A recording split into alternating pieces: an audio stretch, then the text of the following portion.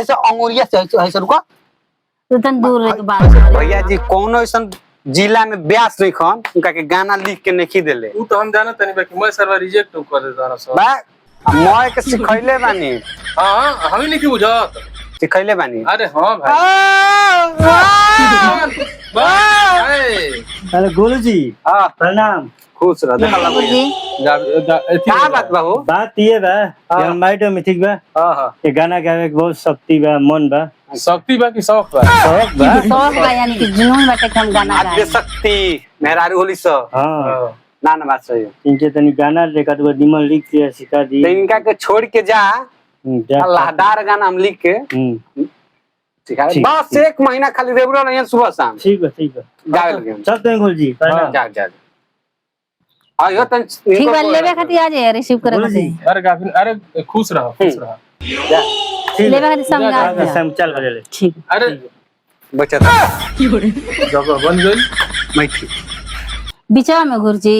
अरे दोनों ओर से सीखे के बैठे तो बीच में तो बैठा ही के पड़ी ठीक बा ठीक का नाम पड़ी बचिया पूजा पूजा जी जी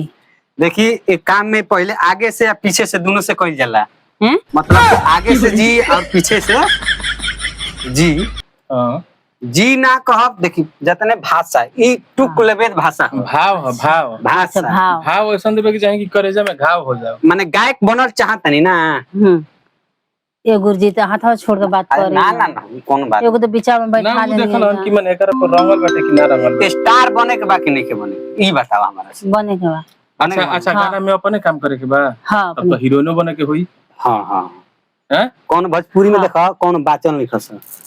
बाकी देख कोनो जानी बाचल नहीं हां कहो तो हाथवा हाँ, छोड़ के हाँ। गुरुजी बात करे ना ठीक देख तारा बने देख यही पर चल जेबू तू स्टेज के पीछे अरे नहीं स्टेज के पीछे कैसे चल जान हमारा रहते देखा तू बात समझा ठीक तो आपो है हाथवा पकड़तन ए अरे हाथ ना देखो हमारा हमारा कहे के मतलब सुनो पहले छनका ना अब मान के चलो कि हारमोनियम तू धर अपने तो कैसे ऐसे अंगुरिया से ऐसे रुको तो तन दूर रह के बात ऐसे करे पैन, ना पैन, अबे आयन पैन। हमारा आदमी तो खिसियाए लगियन कुछ न किसी यहाँ के बाचल बा ये नाचल बाचल कहाँ से आ तारा गावे के बा कि नहीं के गावे के स्टार बने के बा कि नहीं के बने के बने के बा देखो ब्यास लोग के कमी नहीं खे लाइन लागल बटे फोन पर फोन आवत बटे कुछ पावे के बा कुछ खोए के बा कि ना हां तो छाना कह जान गाना रही तारा के हम कहतन कि एगो दूगो अपना हाथ से लिख के दे रातों रात से स्टार बनी ठीक बा बाकी ओकरा कॉमन खातिर ब्यास नहीं खन जेकर के गाना लिख के देले ओकर से रिजेक्ट ना भइलो रिजेक्ट ना भइल माने हिट हिट हिट एथी का कहल अच्छा जाला ओके माने हिट हो हां हित हित हिट ले हिट हो जाला ऐसा सब बोलत ना अरे हिंदी में हित कहल जाला अंग्रेजी में हिट हिट कहल जाला अच्छा तो रौरा के बाक हम ना तो सीखब तो गंदा नजर बाटे नजर गंदा अरे का ऐसे ही सिखावल जाला कब अकवारी पकड़ता रह जाता कब गाटा पकड़ता रह जाता कब कुछ वीडियो जब बनी त अकबारी गाटा ना अकबारी अभी तो कोनो गाना नहीं के ना भाई सुनो बैठा रही आज करा बैठा बैठा हां तो ढंग से बैठ हमरा के सिखावा जा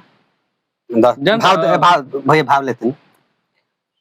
नहीं करी तो बुझली है भाई आज ना तो काल गोरी लाइन पे आई नहीं नहीं हम ना सिखब हम तो ना सिखब ना